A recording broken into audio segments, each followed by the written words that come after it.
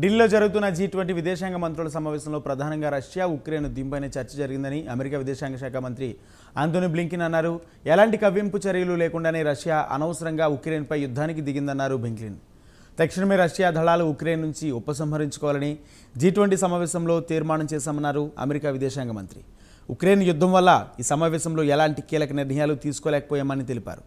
కాగా గత ఏడాది ఫిబ్రవరి 24వ తేదీన రష్యా పొరుగున ఉన్న ఉక్రెయిన్పై యుద్ధానికి దిగింది.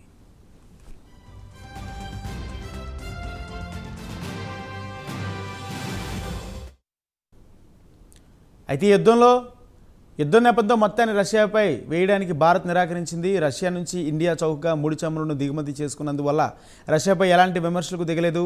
గత ఏడాది నవంబర్లో బాలీలో జరిగిన G20 సమావేశంలో కూడా రష్యా దళాలు వెంటనే ఉక్రెయిన్ నుంచి ఉపసంహరించాలని కోరాయి.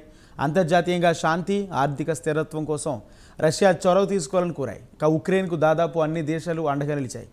ఉక్రెయిన్తో పాటు ప్రపంచం ఎదుర్కొంటున్న సవాళ్లపై కూడా ఈ సమావేశంలో ఫోకస్ పెట్టారు.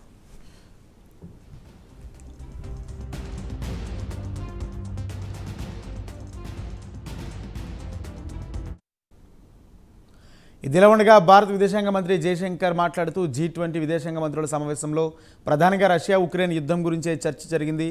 సంయుక్త తీర్మానంపై అభిప్రాయ భేదాల కారణంగా ఎలాంటి తీర్మానం విడుదల చేయడం లేదని తెలిపారు.